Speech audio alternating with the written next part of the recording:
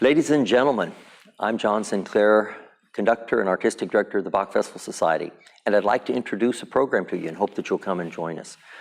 The program is Romanticism and Resurrection. It came from an idea of there's so much great music about the time and the last time of Christ and the passion of Christ and the resurrection and the Easter time that we don't hear. And the Romantic composers really thrived in this area. Let me introduce you to a few of the pieces. A piece from Edward Elgar, the opening overture. It's a meditation from his Light of Life. And then on to a César Franck, Psalm 150, which is a glorious, beautifully orchestrated piece for choir and orchestra, very powerful telling of that text.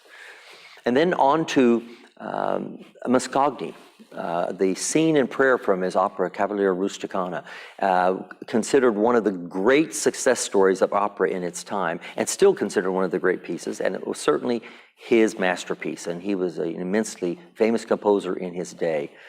And then on to a piece by Gall, Arthur Gall, a British composer that is not so well known in this country, but in his own country, his pieces sold immensely well, and this was a standard in the oratorio repertoire.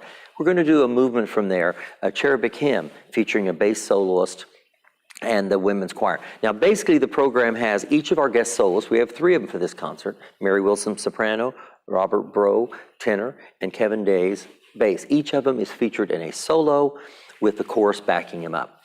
Mary's is the Mascagni, and the one I've not introduced to you is Bob Brough's, is the Sanctus from St. Cecilia Mass of Gounod. Gounod was hugely devout. Matter of fact, the national anthem of the Vatican was written by Gounod. He was very prominent and very prominent in the church as well. And this St. Cecilia Mass, St. Cecilia being the patron saint of music, this Mass and this Sanctus movement is divine.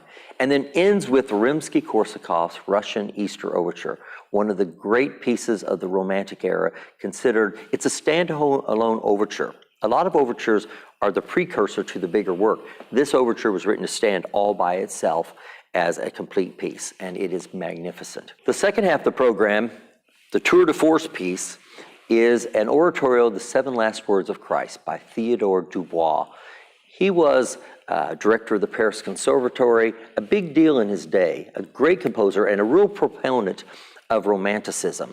So much so that he gained some enemies with people like Ravel and Debussy because he wanted to stick with that Romanticism, that romantic thought. This piece is powerful, it's gentle, it's big and brawny, it's the whole spectrum of sound, the whole spectrum of colors. It was his masterpiece, and it is a piece that people have maybe heard earlier in the century, but not so much in our time now. More in the early and mid 20th century, not the 21st. But it is a fabulous piece of music and one that our audience, I know, is going to enjoy listening to. Dubois was such a prominent composer in his day. He actually won the Prix de Rome, a big composition contest in 1861. He became director of the Conservatory in Paris for almost 10 years.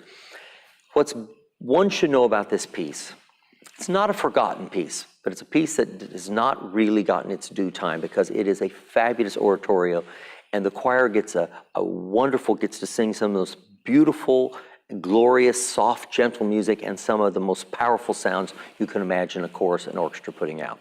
We hope you'll join us for that evening, and please consider coming to hear Romanticism and Resurrection. Hope to see you there.